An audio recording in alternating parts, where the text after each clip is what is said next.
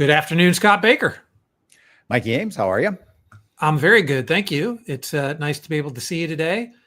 Indeed. Tuesday, July 8th is our edition of this broadcast, live chat, wherever you're joining us in it. And the title of the field note today, which we discuss on Lead Better, is the fine line between high engagement and micromanagement.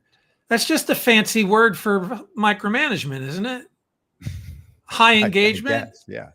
It's just micromanagement with extra steps. High engagement sounds sort of attractive and powerful, and because we like to be high agency, correct? Right. What's the difference? Right. But herein lies the paradox and why this field note was written in the first place. You have leaders who are high performers themselves, and oftentimes they've come up through the ranks, have done your job before, and so they know what excellence looks like. And so if you're not trying to discount your leader as just being a micromanager who's annoying, you try to understand the idea that oftentimes a high-performing leader knows what excellence looks like. And so when they don't see it out of you, what do they do to make sure that the performance is at the level that they expect? Like, how do they get high performance? And if micromanagement is the only answer there, then that's the paradox, because how else might a leader actually? So I think it's a very relevant topic that a lot of people go through. And if you're not thinking it through, it might actually speak to your inability to be a high performer yourself, right? All right. Well, here's what I want to say. There is some good advice in this field note, both for understanding the issue and the actions you might want to take as the manager who might be given this label. This is more about the leader's perspective on all of this than it is from the person who is reporting to a leader who is a micromanager. That's a big problem. That's a bit of another story. However, I'm also then going to get into a territory where I say, there's an aspect of this that can never be fixed. And we will get to that because I think it's actually very important. Right. There's a little bit of the frog and scorpion thing, right? That's just what I do, right? So, but we'll get to that. Now, my question initially here is, you, Mikey, have worked in a lot of different situations. I have over a long career. How many true micromanagers have you worked for in that scenario? I think the only micromanager I worked for was in the fast food industry when I was a teenager. Other than that, I've had pretty good leaders who were good at just showing me like what the end result that they wanted, and then how I got there was kind of up to me. But in the fast food industry, it was very specific, like how I was putting onions on the Big Mac or was a big deal, that I did it in a very precise way. Right. And even if it was natural for the way that my thumbs work, when that particular leader walked by, I would do it their way just for the sake of showing them that I listened. But it wasn't easy or natural for. I never really understood that. But that's really the only case. How about you? But same question back to you.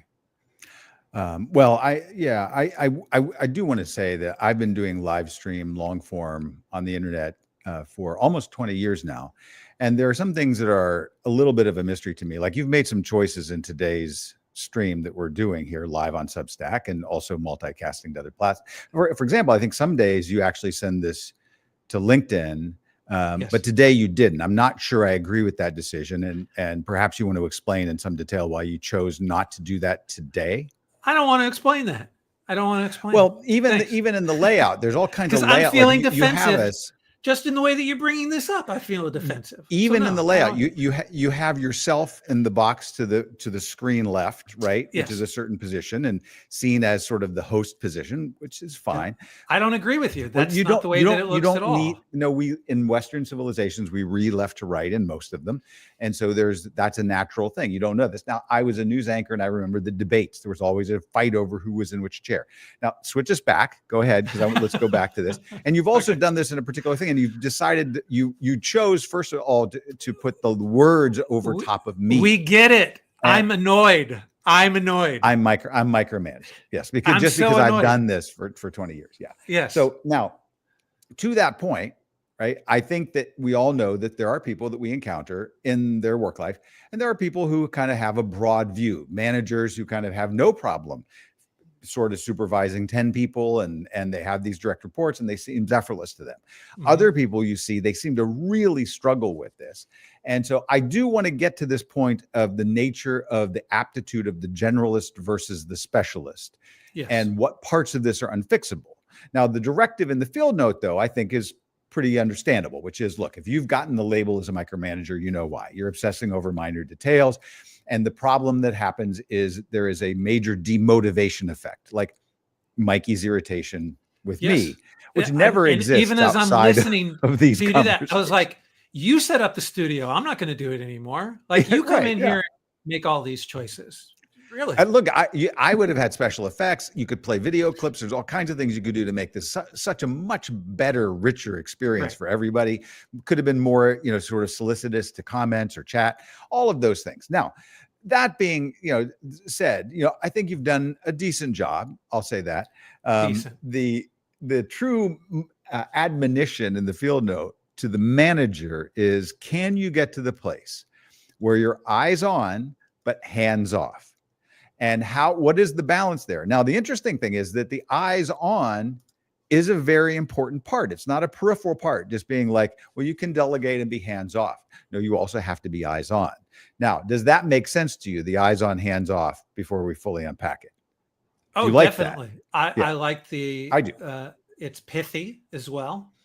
And it's something that, if it was a common vocabulary in our organization, it didn't just come up in our one-on-one, but it was something that we could talk publicly about in the organization, that when I'm noticing it, it's something that I could say. It's like a gentle correction for my leader. Now, I know that the field note isn't written from a managing up point of view, as you mentioned already, but Right. I do like that. And I think it works in an organization to kind of have that as common vocabulary for us to kind of mention it. Like, if I'm seeing it, like, Right.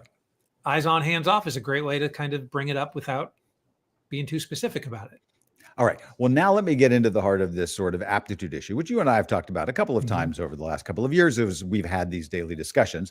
But now we've elevated it a little more inside the Substack platform, which is tremendous because, having almost 90,000 readers of our field notes. Now, this one today, some of you have found a way into Substack, with us, even though we're not fully promoting it to the entire email list of all of those folks just yet, as we're getting kind of used to this. So you guys that are here through Substack, you're kind of the early experimenters with us, which we love. Now, the aptitude program that I went through 30, 40 years ago, and that I've had some of my kids go through, my wife go through, is pretty standard in the aptitude testing world, which is one of the ways that they sort people are generalists and specialists. Now, that sounds like labels, but there's actually profound science, social science behind it. About 75% of the world are generalists, generally. And about 25% of the population tend to be specialists in some way, shape, or form. Now, we can think of specialists as people that have a knowledge or a skill around some particular technical facet, and that's true. But it's also sort of a characteristic, an aptitudinal characteristic that is very steady and non-changeable after adolescence through adulthood. So specialists are the types of people who get very fixated. But generally speaking, they would get more fixated on certain subjects at a time, right? What else? Well, yes. What else characterizes them? It may not even be at a time. The point is that people that have that predilection, the question is, should they be managers? And maybe if they're in charge or they're the president or they started the company, they realize, I shouldn't be running this, right? They have the self-awareness to know. It's kind of like, you often in technical firms, we understand that somebody might be more the marketer, somebody might be more the technical person. And that's true in all kinds of endeavors, right? So that you have, and I from my background in television news, and I've given this illustration, sometimes somebody will be very successful producing the morning news, the noon news, they get promoted to produce at 6 o'clock or 11 p.m. And then they're really good at building that broadcast and administrating all the pieces of that and getting the editing and the video and all of the other components together. And then they make them the executive producer, where they're not in charge of a show anymore, but they're in charge of all the producers, and they fail. Well, why do they fail? Well, the characteristics of being a good show producer kind of steep towards being a specialist. So you find people that are writers, sole practitioners, artists, craftspeople. It could be somebody that has a regular pattern of doing a certain kind of thing, but then they move on to the next project. This could be like a detective who investigates murders. Then there's another murder, right? It could be somebody who's a home inspector, right? They have a certain set of skills that they do, but they don't have to administrate or manage a bunch of other people. And their real skill set is that they are really good at doing the specific thing. And that is the way they're aptitudinally oriented. So my point being, I think that in this, the tension that underlies this field note is this idea that the person who's a specialist who might be labeled a micromanager could change. Now, I think that the thing that they can do to change is to hand off those responsibilities. Right? Because the chances of you actually changing some of your underlying aptitudes in adulthood, very, very low. Now, does that make sense?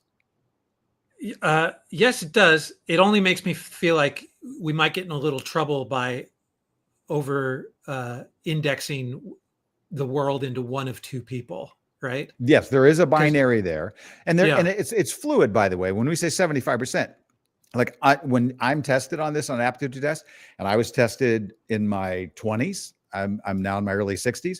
I did this test 2 more times between then, and it was the same. So I tend to be right about the 75th percentile. Now, if you're a 99% specialist, you'll never be able to manage anybody, right? Now, if you're right on the 75 line, it's like I have a lot of specialist tendencies as a writer, broadcaster, creative person, doing the kinds of things I've done, the way that I approach learning content and all of the rest of that.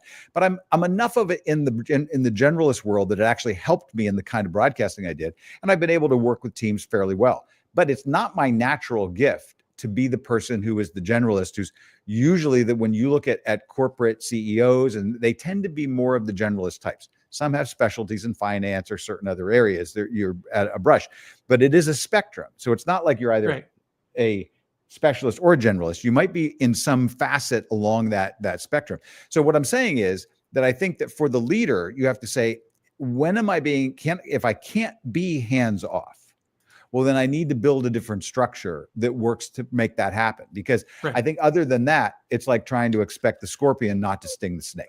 Well, most of the time in our leadership development, we don't allow people to just say, I'm a scorpion, and so that's just who I am, right? Yeah. We intentionally say, let's take a behavioral approach to leadership development. Right. And even if you're a scorpion who needs to do snake-like things, you need to learn snake-like behaviors, even as a scorpion. So it's not impossible for you to come across as less micromanaging. And there is a behavior-based kind of thing. We don't really go through all of it here. From a behavior, we kind of present, I guess you would call it a framework more than behaviors that we would be presenting here in this field note. But generally speaking, are you saying it like your psychology is going to constantly mess you up if you're a specialist? It's not a psychology. Psychology, like, and we do know that in personality characteristics, those are stable across adulthood as well on the Big 5 scale.